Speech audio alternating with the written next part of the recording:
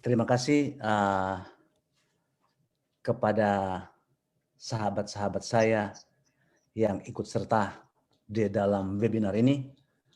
Sore hari Sabat yang Maha Kudus, Maha Suci ini yang diberkati. Ini adalah merupakan berkat dari Tuhan yang membuat kita bisa bersama-sama untuk ketemu walaupun melalui virtual interaction. Kita bersyukur kepada Tuhan karena segala berkat-berkatnya, di mana kita masih tetap berada di tengah-tengah pandemik, tetapi karena sungguh baik Tuhan kepada kita semua, Tuhan sudah memberikan kita kemampuan untuk berkomunikasi dan menggunakan teknologi digital yang juga adalah merupakan salah satu berkat-berkat ilahi yang diberikan oleh Tuhan. Kita berterima kasih, bersyukur ada Zoom, ada Google, ada Microsoft, ada Apple, ada yang lain yang menurut saya kemajuan teknologi ini adalah merupakan a part of the divine blessings to all of us. Saya belum pernah mampir di Surabaya ketemu dengan sahabat-sahabat jemaat, tapi ini adalah yang pertama kita berinteraksi.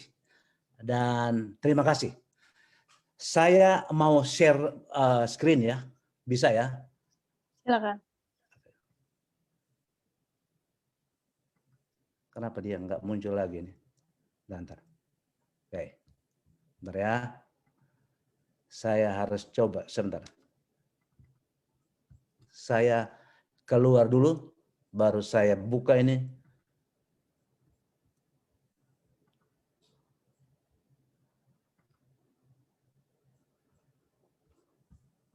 Ya, bentar. Saya coba. Oke. This is it.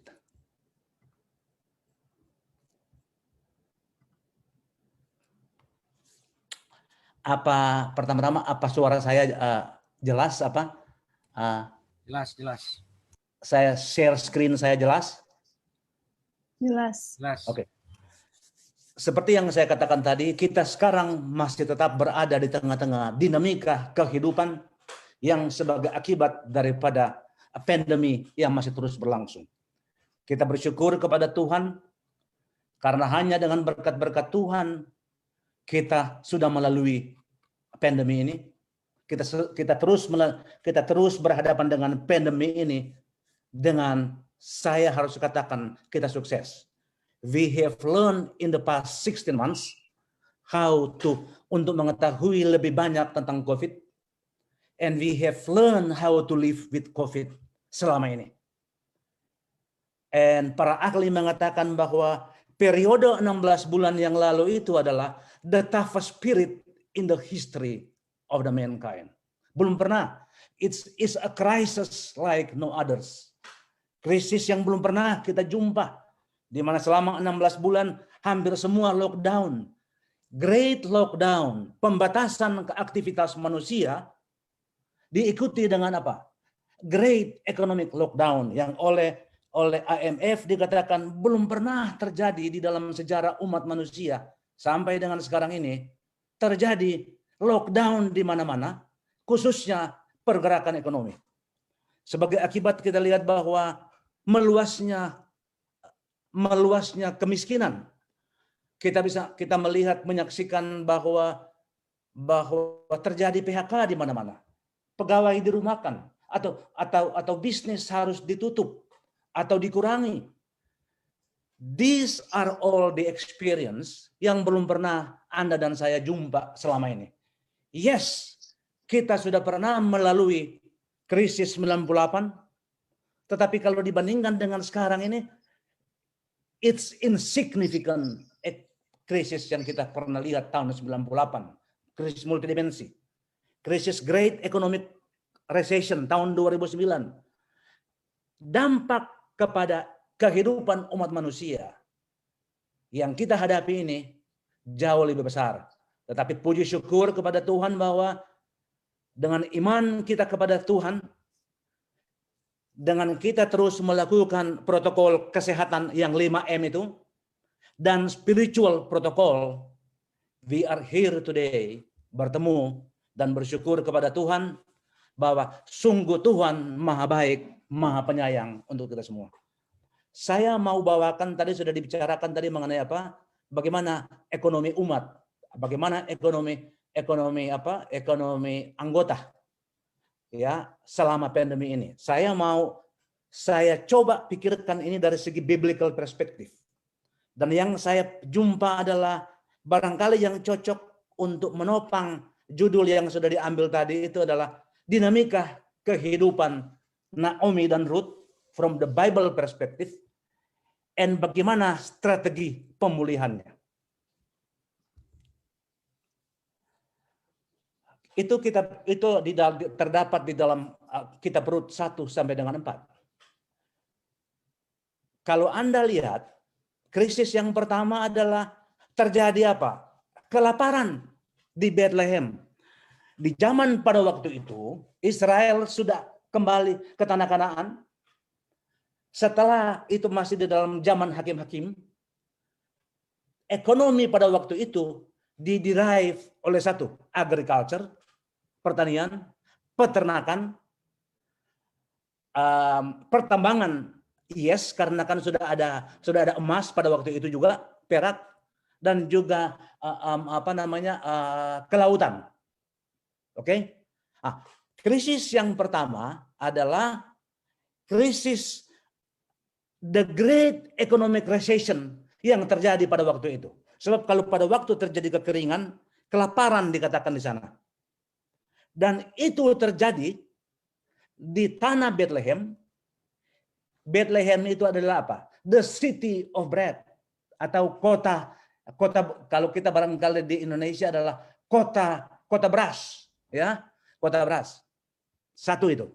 Nomor dua, jadi pada waktu krisis terjadi, Elimelek dan Naomi bersama dua anaknya memutuskan mereka harus tinggalkan Bethlehem dan pergi mengadu nasib di Moab, yang sekarang itu adalah tanah Jordan, negara Jordan. Kalau kita bisa pikirkan, what's in their mind? Lagi mengalami krisis di Bethlehem, dia jual hartanya, sebab kalau kita baca di dalam ayat 20 atau 21, dengan penuh aku pergi, sekarang aku kembali kosong.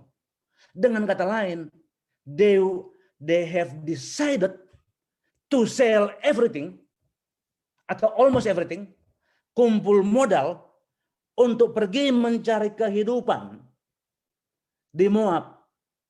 Tetapi jangan lupa, Bethlehem adalah part of tanah Kanaan. Now they are now saying, let us go to Moab. Sedangkan itu bukan adalah apa? It's di luar tanah perjanjian. Oke? Terjadilah. Jadi mereka ke sana. Elimelek, Naomi, Mahlon dan Kilian. Tidak berapa lama mereka di sana terjadi krisis yang kedua. Elimelek meninggal di Moab. Bapak-bapak dan ibu-ibu, coba kita pikirkan sejenak. What's in the mind of Naomi? Sudah datang merantau, atau barangkali bagi kalau seperti saya asal orang Manado, merantau ke Jakarta, and yet, atau katakanlah Naomi orang Manado katakanlah dengan Elimelek datang ke Jakarta, nggak berapa lama sampai di Jakarta atau di Surabaya, Elimelek meninggal. Bapak dan ibu-ibu, who is the source of the economic life untuk keluarga Naomi? It's Elimelek. Ini adalah malapetaka yang salah satu yang terbesar. Meninggal suami is the only source untuk membiayai kehidupan keluarga. And yet dia meninggal. Tetapi apa yang masih bisa menghiburkan Naomi?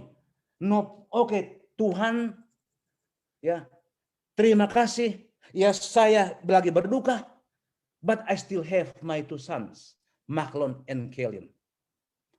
Krisis yang ketiga, after about 10 years, 10 tahun, you know what happened? Macklon and Kellyn juga meninggal. Sampai di momen ini kalau kita bisa pikirkan, what happened? There goes my everything. Satu lagu yang suka kita dengar oleh Jim Reeves. There goes my everything. Suami meninggal, anak Macklon dan Kellyn yang merupakan harapan untuk memberikan kehidupan juga meninggal.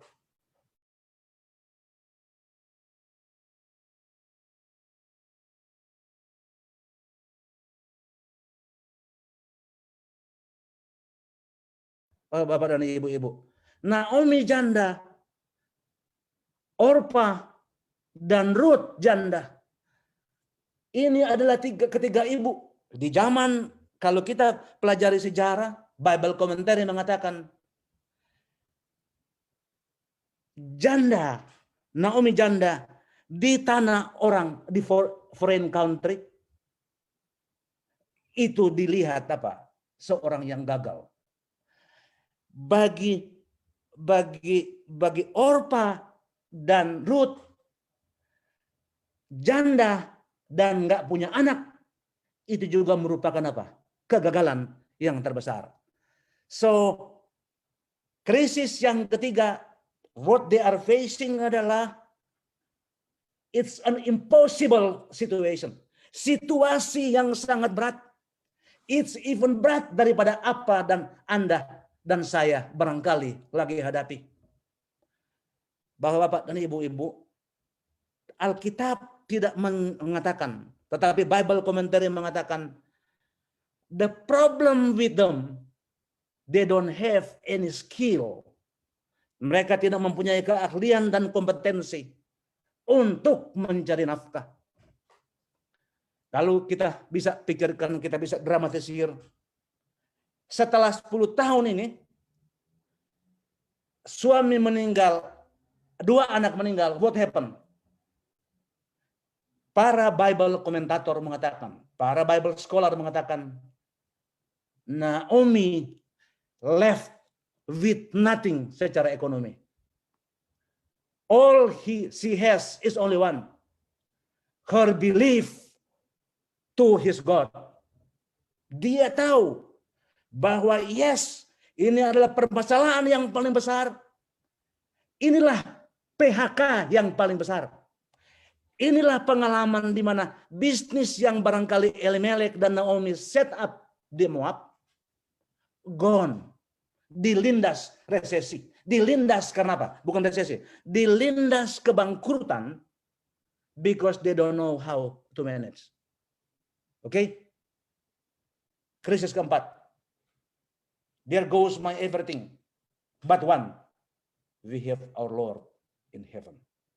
A decision untuk kembali ke Bethlehem. Kenapa?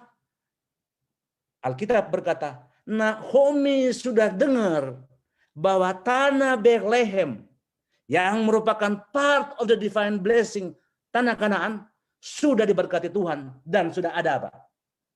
Makanan. So, a decision to return. But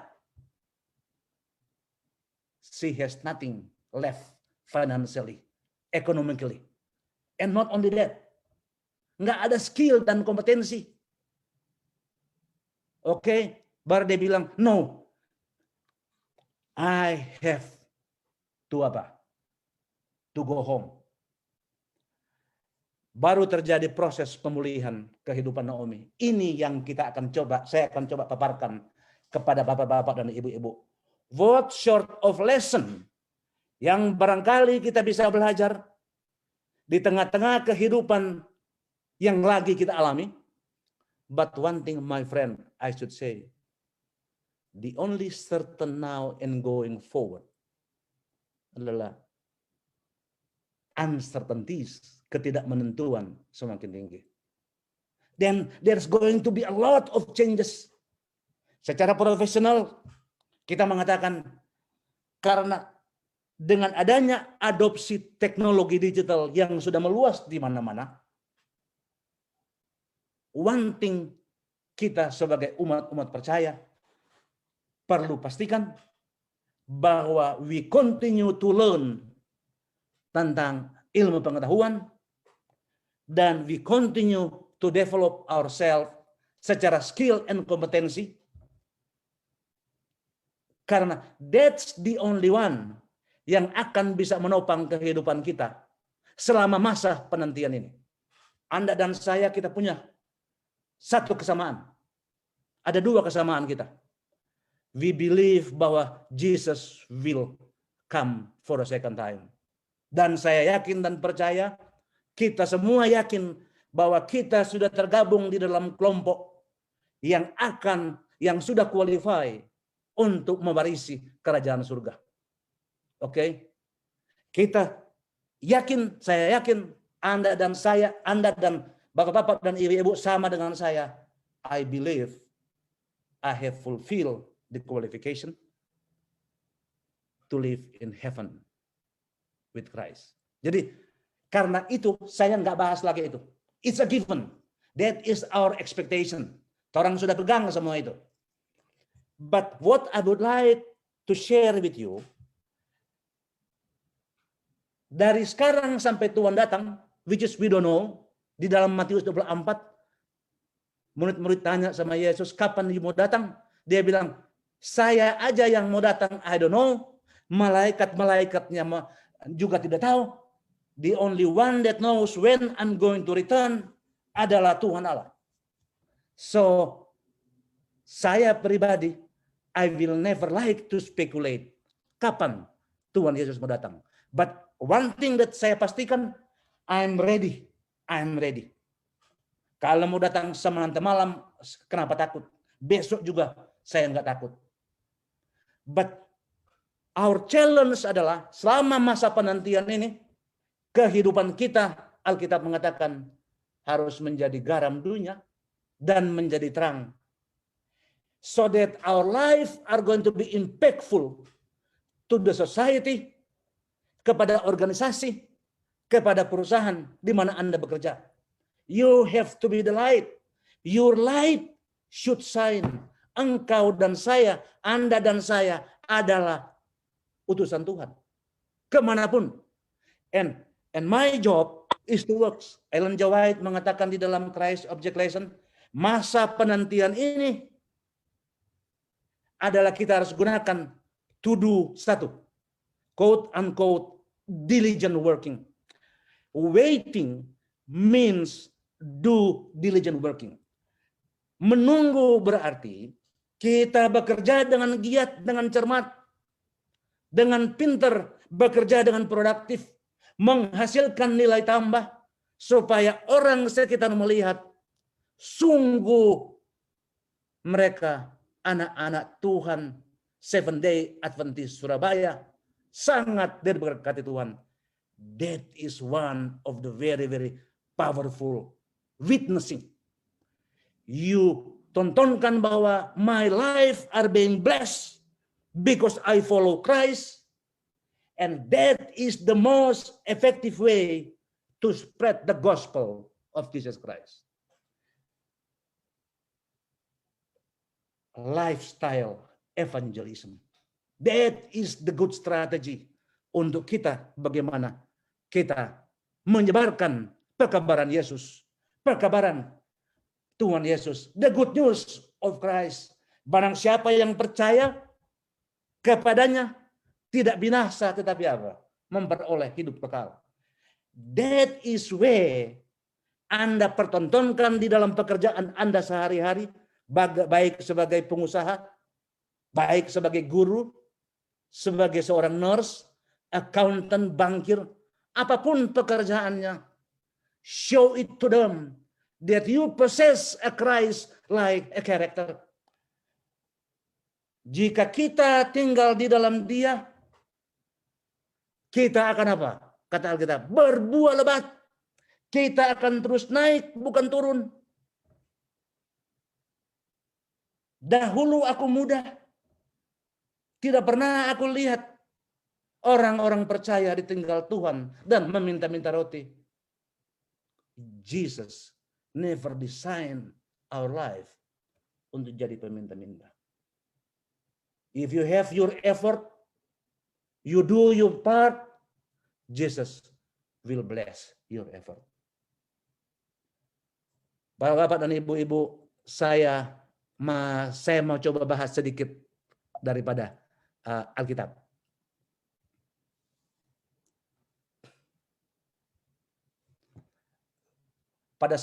Coba kita lihat ya. Pada zaman para hakim-hakim memerintah ada kelaparan di tanah Israel. Saya sudah katakan tadi. Jadi inilah cerita Alkitab, biblical story yang menggambarkan salah satu economic recession untuk standar pada waktu itu yang sangat berat. Jadi Elimelek yang saya katakan tadi, dia memutuskan dengan Naomi untuk pergi ke Moab. Oke? Saya kira sampai di sini saya sudah bahas tadi. Mari kita lihat ayat berikutnya.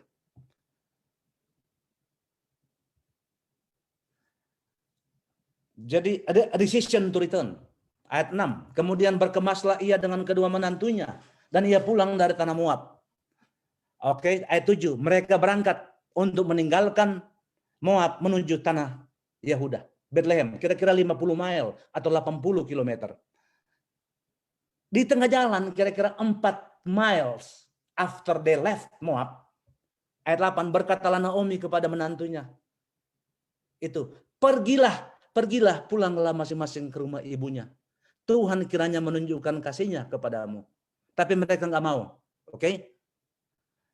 Mari kita lihat. Saya akan berpendek ini. Ayat 10, dan berkata kepadanya, tidak, kami mereka berdua, Orpa dan Ruth, tetap mau ikut. Tidak, kami ikut dengan engkau pulang kepada bangsamu.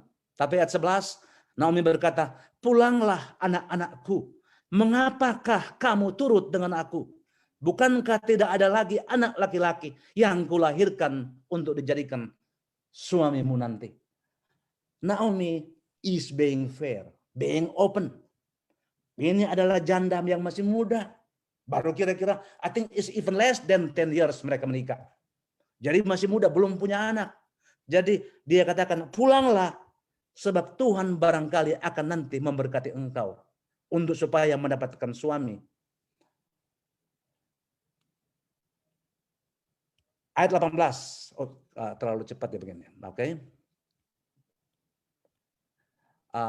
Pulanglah anak-anakku, pergilah sebab sudah terlalu tua aku untuk bersuami.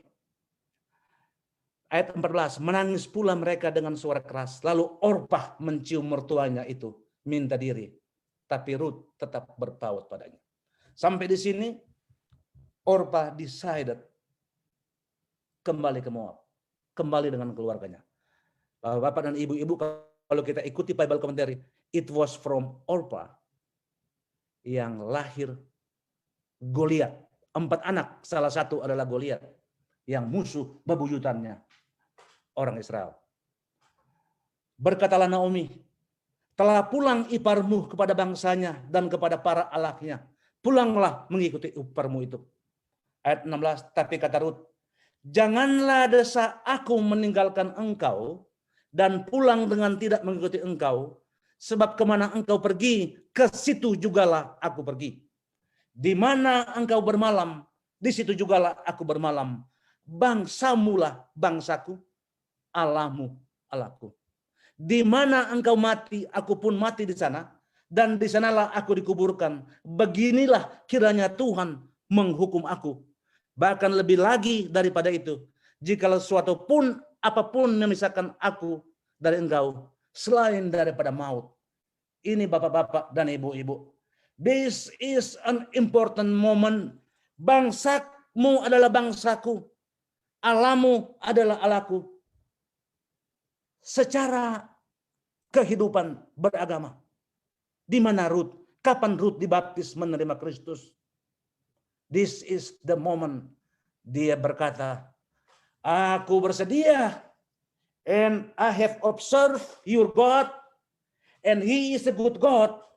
And I'm here to follow you, Naomi. Kemana engkau pergi? Because I know your God will provide a sustainable solution in our today's crisis. Bapak dan ibu-ibu, kalau kita bertanya, what make Ruth decided untuk berkata demikian? Because he foresee at the end of the tunnel, there is a light at the end of the tunnel. There's going to be a solution in life. The crisis they are facing, semua janda, Orpa sudah pulang. Ruth mengatakan, kemana engkau pergi, di situ aku akan pergi. Ayat 18, ketika Naomi melihat bahwa Ruth berkeras, mereka melanjutkan perjalanan. Ayat 19, this is very, very important. Dan berjalanlah kedua sampai mereka tiba di Bethlehem. Ketika mereka masuk Bethlehem, gemparlah seluruh kota itu karena mereka. Dan perempuan-perempuan di sana di Bethlehem bilang, Naomika itu apa artinya, bapak-bapak dan ibu-ibu? Barangkali orang-orang Bethlehem sudah mendengar kesengsaraan yang terjadi kepada keluarga Elimelek. Elimelek meninggal, kedua anaknya meninggal.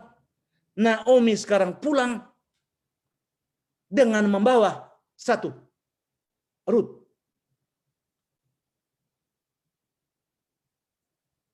Naomika itu, ayat 19, para Bible komentator mengatakan, waktu mereka melihat wajah Naomi, sudah samar-samar mereka mengenal, tapi masih terpancar.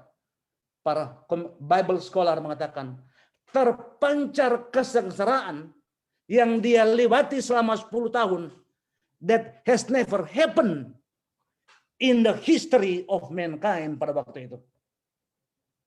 Di dalam skala Bethlehem.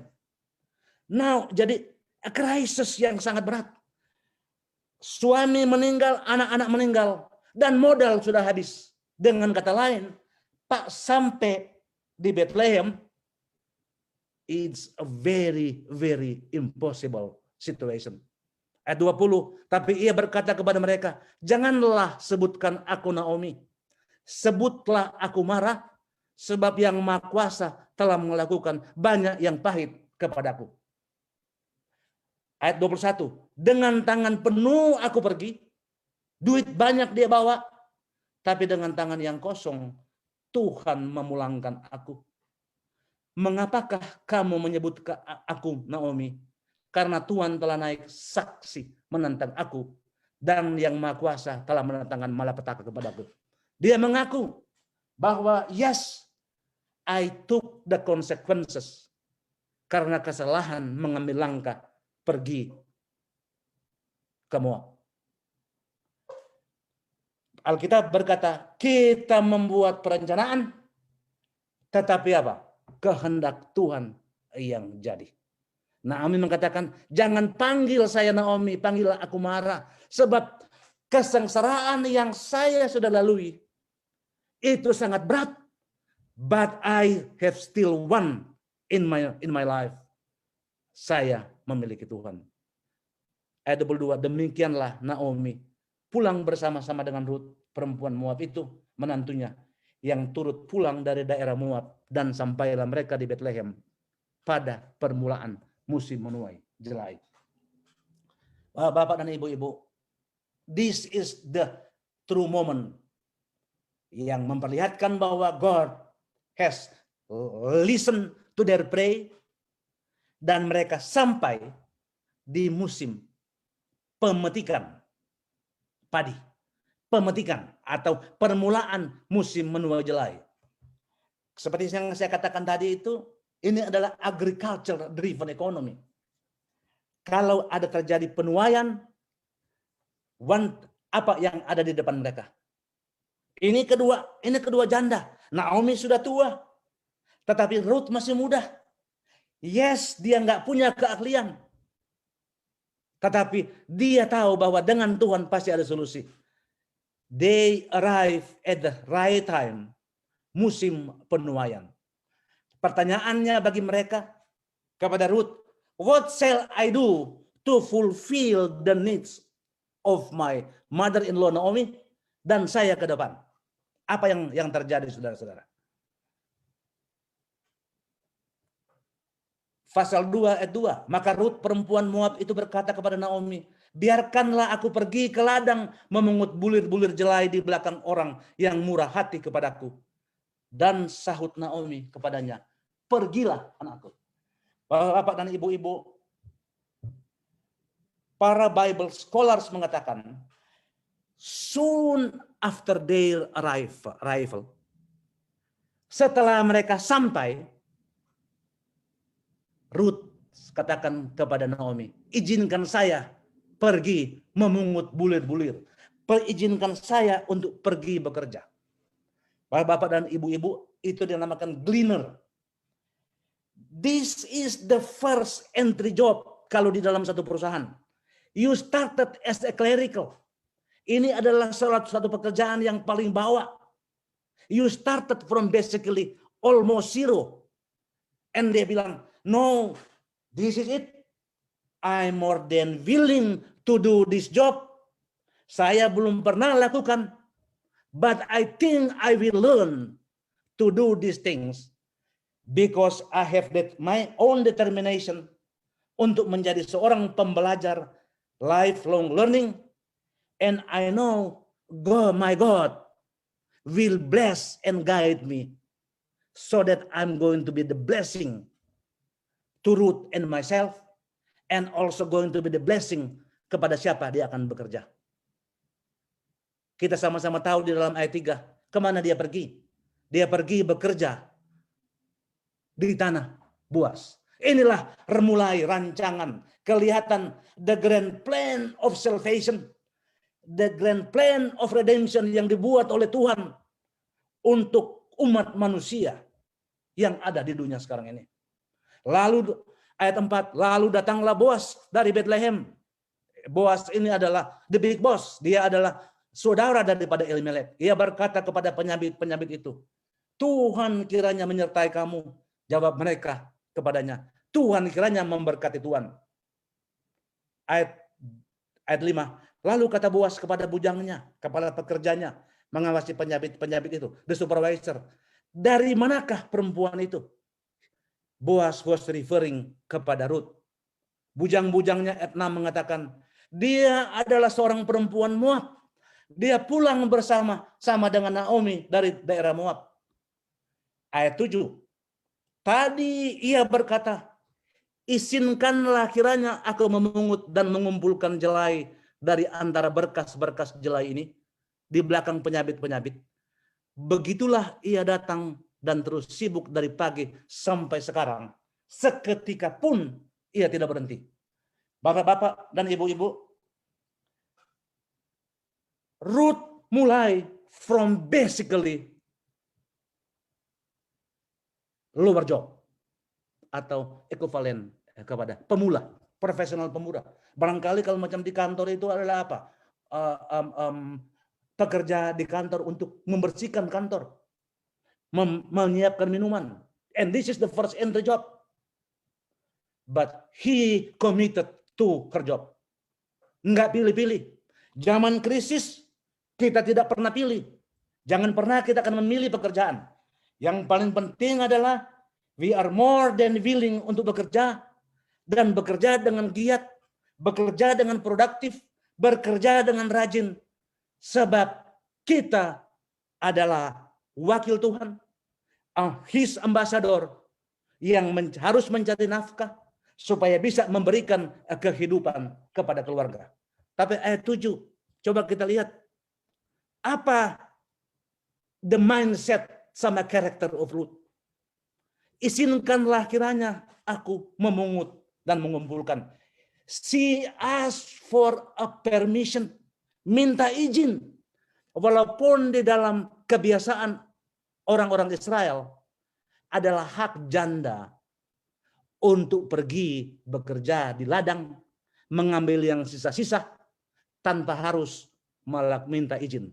But this one, dia mempertontonkan a Christian character, tata krama. Minta izin. Izinkanlah saya untuk bekerja di ladang ini. Dan apa kata-kata pekerja daripada Boas? Begitulah ia datang. Terus sibuk dari pagi sampai sekarang. Seketika pun ia tidak berhenti. She is committed to her job. He is hard working. He is very, very productive. She does her job in an extremely good, productive way. No question. Dia nggak memilih-milih pekerjaan, apa yang ada dia harus lakukan. Because this is crisis. We have to survive. Yes, kita berdoa. But di dalam tengah-tengah krisis, you just don't have any option. So whatever job comes sesuai dengan keahlian, my friend, you got to take it. And the moment you take the job di tengah-tengah krisis, do it in an extremely well. Committed kepada pekerjaan, bertingkah laku yang baik, bertata krama yang baik, and do your job in a very, very productive way. Kemudian berkatalah Rut, memang aku mendapat belas kasih. Maaf, jangan ya Tuhan.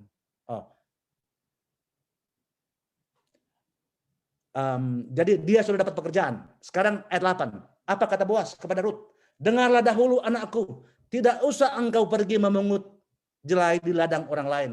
Tetaplah di sini. Bahwa bapak dan ibu-ibu, berkat dia yang ketiga adalah apa? Job guarantee.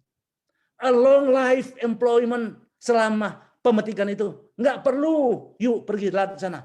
Isn't that kita punya aspirasi to get a very good job sesuai dengan keahlian?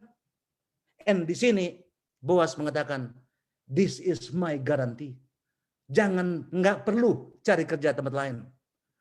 Ayat 9, lihat saja ke ladang yang sedang disabit orang itu. Ikutilah perempuan-perempuan itu dari belakang. Sebab aku telah memesankan kepada pengerja-pengerja lelaki.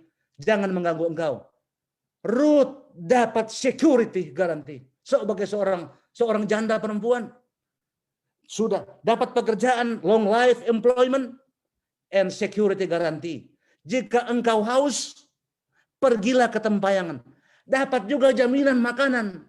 Is a complete package bekerja di tempat Boas.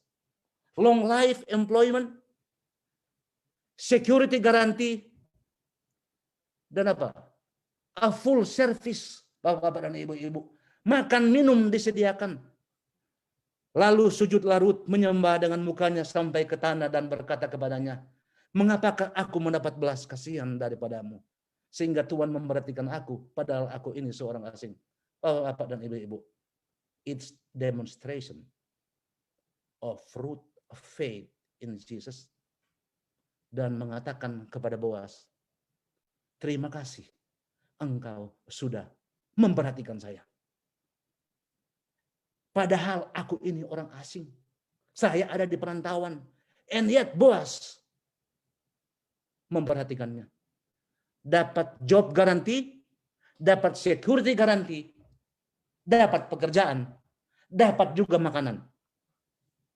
Boas menjawab, telah dikabarkan orang kepadaku dengan lengkap segala sesuatu yang engkau lakukan kepada mertuamu sesudah suamimu mati. Dan bagaimana engkau meninggalkan ibu bapamu dan tanah kelahiranmu, serta pergi kepada satu bangsa yang dahulu engkau tidak kenal. Bapak dan ibu-ibu, Moab adalah juga selalu ada permusuhan dengan Israel. Sekarang Ruth ada di Bethlehem. Untuk Ruth ada di Bethlehem, dia ini orang asing. Dengan kata lain, sama dengan para ahli ekonomi mengatakan istilahnya adalah new territory for Ruth. Tidak dikenal. Ini adalah tempat yang baru. But Ruth tahu God lead her way. Kemana dia pergi. Ayat 12, Tuhan kiranya membalas perbuatanmu itu, dan kepadamu kiranya dikaruniakan upamu sepenuhnya oleh Tuhan Allah Israel, yang di bawah sayapnya engkau datang berlindung. Bapak-bapak dan ibu-ibu, Boas adalah apa? Petinggi gereja pada waktu itu, menurut Bible scholar. Di ayat 12, Boas mengurapi Rut. Boas memberikan dia pekerjaan, job garanti, security garanti, makanan, dan terlebih berkat yang paling besar adalah apa?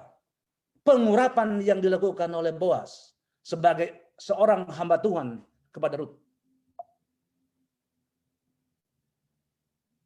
Ayat 13, berkatalah Rut, memang aku mendapat belas kasihan daripadamu, yang telah menghiburkan aku dan telah memenangkan hati hambamu ini. Walaupun aku tidak seperti salah seorang hambamu perempuan. Ketika sudah waktu makan, berkatalah Boas kepadanya, datanglah kemari, makanlah. Lalu duduk ia di sisi penyabit-penyabit itu, dan Boas menunjukkan berti gandum kepadanya. Makanlah Rut sampai kenyang, bahkan ada sisanya. Bapak-bapak dan ibu-ibu, dia mendapat makanan. Dan kalau kita perhatikan yang saya underscore sini, sambil makan, Rut juga menyiapkan makanan untuk Naomi. Setelah ia bangun dan memungut pula, maka Boas memerintahkan kepada pengerja-pengerjanya, dari antara berkas-berkas itu pun ia boleh memungut. Jadi ada flexibility di dalam pekerjaan. Oke? Ayat 17. Maka ia memungut di ladang sampai petang, lalu ia mengirik yang dipungutnya itu. Ada kira-kira seeva banyaknya. Saya coba cari artinya 22 kilogram gandum. Bapak-bapak dan ibu-ibu, 22 bagi dua janda, saya kira even more than enough. Bagi apa? Sumber kalori untuk 1 bulan. Sungguh Tuhan maha baik memberikan solusi di dalam kehidupan Naomi dan Rut. Ayat 18, dia pulang sekarang. Lalu masuklah ia ke kota ketika mertuanya melihat apa yang dipungutnya itu. Dan ketika dikeluarkannya dan diberikannya kepada mertuanya sisa yang ada setelah kenyang itu.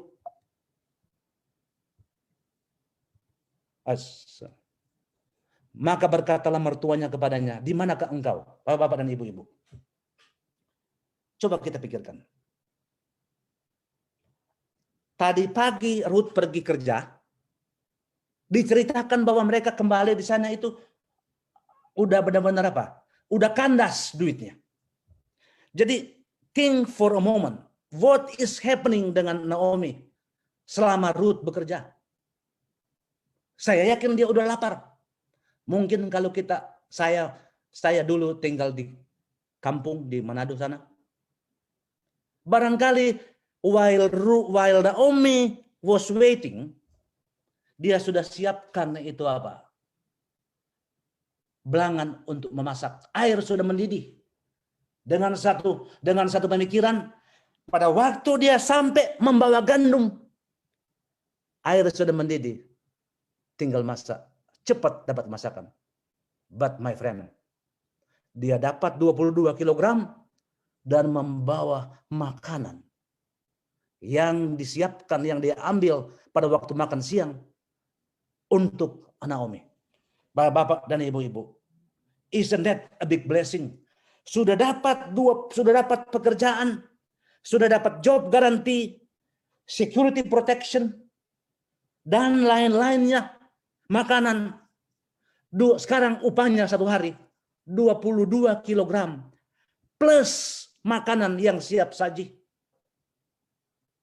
Instant noodle barangkali, atau nasi rames yang dia bawa.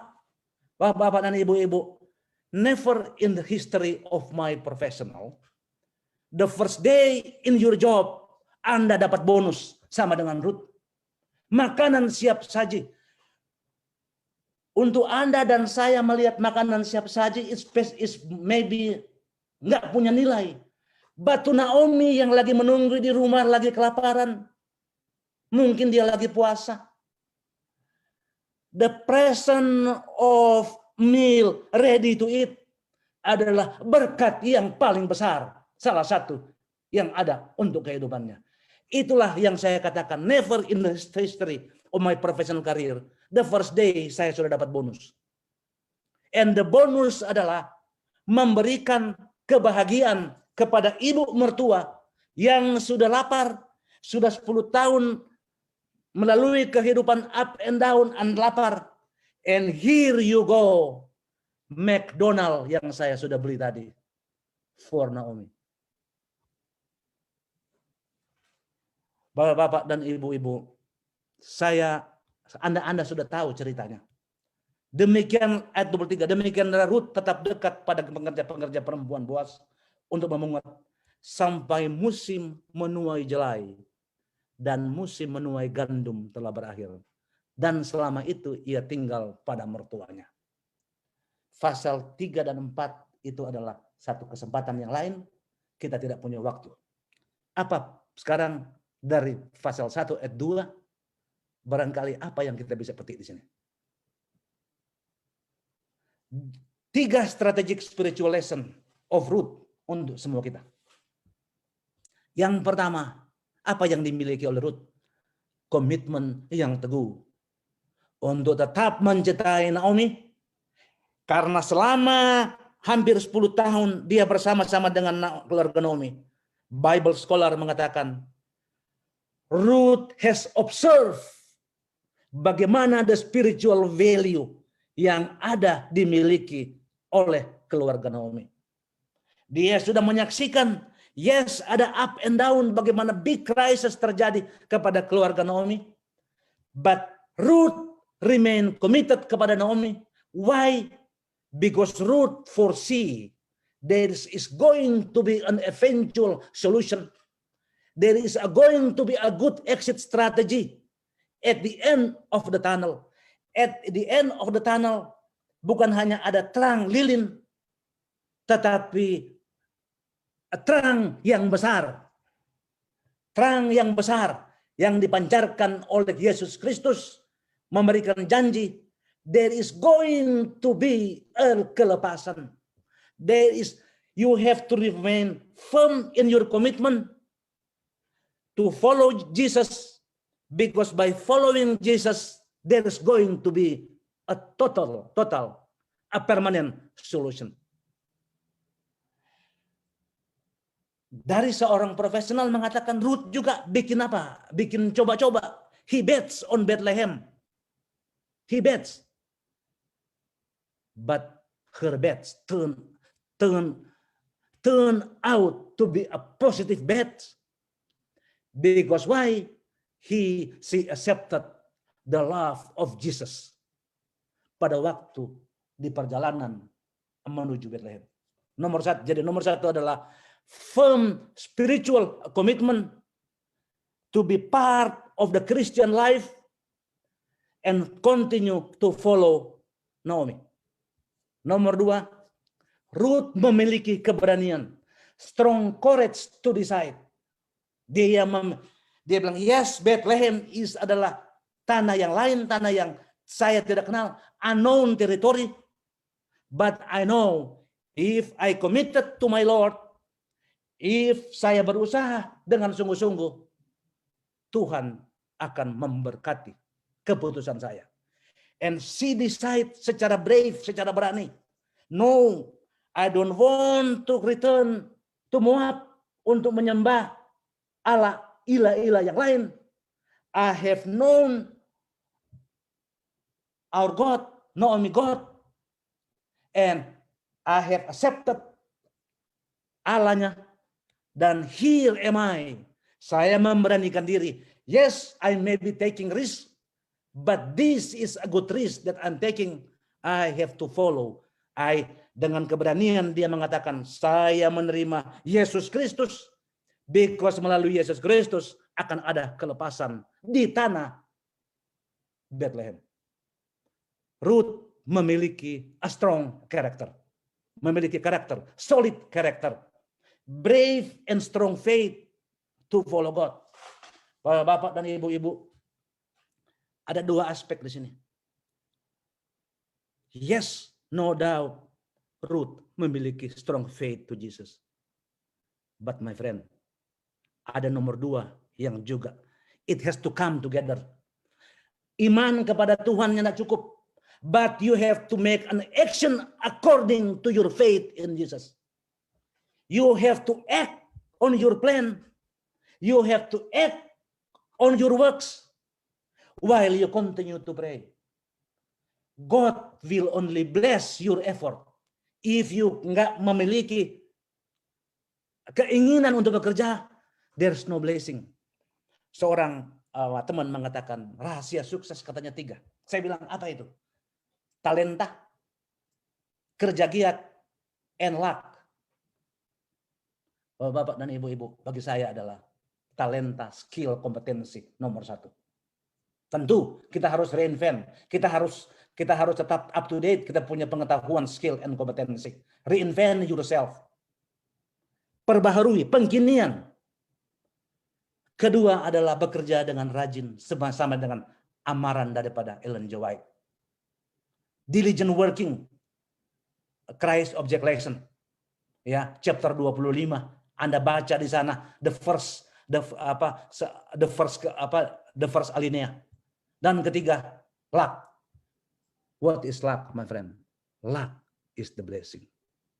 Bagi orang-orang di luar sana yang belum barangkali mengenal Kristus, mereka mengatakan luck. Luck to me is a blessing. The more harder you work, the more productive you work, the blessing are going to be bigger. Blessing tidak akan pernah datang kalau kita tidak mengasah pengetahuan, kalau kita tidak memperdalam pengertian akan relevan skill, kompetensi yang diperlukan dunia ini. Dan kalau kita tidak bekerja dengan giat, bekerja dengan produktif, bekerja dengan rajin. Tanpa kedua itu, there's not going to be a blessing. Blessing will come at the end. It's a function of bagaimana kita mengasah talenta dan skill, dan bagaimana kita berusaha di dalam pekerjaan, baik sebagai profesional, pendeta, nurse, guru, atau pengusaha.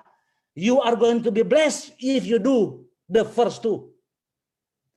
Sharpen your knowledge, sharpen your skill, sharpen your kompetensi, dan berusaha bekerja dengan giat. Be a productive, a servant kepada Tuhan. Apa kata Yesus? Wow, baik sekali pekerjaanmu itu, hai hamba yang baik dan hamba yang saya lihat ada istilah di sini. Baik sekali perbuatanmu itu, hai hamba yang baik dan setia. Hai, well done, my servant, my follower, good and faithful servant. Well done is a very, very productive achievement. A good, you got to be consistent, up to date. You punya skill and you punya kompetensi. But not only that, you got to be faithful to God. Nggak ada guna kita menguasai ilmu pengetahuan, skill, tanpa kita mengenalkan Yesus. Percuma, my friend. 2 goes together. Spiritual capital, spiritual value, and your punya professional and physical value. Professional value, physical viabilities, physical fitness should go together dengan you punya spiritual, a firm commitment to follow God. So, a 2 in 1. Build out proses redemption grand plan. Saya sudah mau mengakhiri. Ruth membuat keputusan tetap mengikuti Naomi sampai ke Bethlehem. Ruth menerima Tuhan yang disembah Naomi di tengah-tengah perjalanan. Di sanalah dia dibaptis. Ruth rela bekerja sebagai pemungut gandum gleaner. It is the first entry job bagi seorang pekerja. Apa pelajaran di sini? Ruth is realistic. Saya harus bekerja, jangan pilih pekerjaan. Ini di tengah-tengah krisis. Whatever available, I'm going to pursue it with my full commitment. Ruth di bail out oleh Boaz. Kita sudah sama tahu. Itulah rencana Tuhan. Ruth kawin dengan Boaz. Rencana Tuhan. That is the grand plan of God untuk menyelamatkan dunia ini. Redemption grand plan. Dari perkawinan Ruth dengan Boaz, lahirlah seorang anak yang akhirnya kalau kita ikut di dalam ayat-ayat ini, inilah garis keturunan sampai ke Yesus Kristus. Grand plan salvation dibuat oleh Tuhan dengan melibatkan Ruth yang awalnya bukan orang Kristen. You see the amazing grand plan, the amazing story yang kita sudah dengar hari ini. Pelajaran untuk kita semua. Mindset and character Ruth. Apa itu? Yang saya katakan tadi, saya mau ulangi lagi. Pergilah ia lalu sampai di ladang, memungut jelai di belakang penyabit-penyabit. Kebetulan ia berada di tanah milik Boaz yang berasal dari kaum Elimelek. Sense of urgency. She committed to the job and she performed the job very well. Itu pelajaran nomor 1. Nomor 2, B. Tata krama, izinkanlah kiranya aku memungut dan mengumpulkan jelai. Tata krama, minta izin, my friend. Be a good, show your good character. Tata krama, meminta izin. Play down.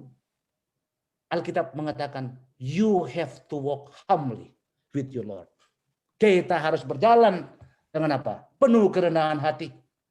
Itulah nilai-nilai Kristiani yang Anda dan saya miliki. Jangan lupa di mana Anda berada. Play down, my friend. Minta izin. Say thank you. May I, apa bisa saya memperoleh bantuan? May I help you? Dan begitulah ia datang dan terus sibuk dari pagi sampai sekarang. Seketika pun ia tidak berhenti. Is a total a commitment. Highly productive. Professional. And kita sama-sama tahu. The end of the tunnel. Ruth menjadi sumber berkat bagi Anda dan saya. Karena dari perkawinan Ruth datanglah the redemption plan. Yaitu salah satu garis keturunannya adalah Yesus Kristus. Yang Yesus Kristus adalah Allah, is our Lord, Savior, dan juga penopang kehidupan kita. Kiranya ajakan saya dapat bermanfaat. Saya bawakan dalam nama Tuhan Yesus. Amin.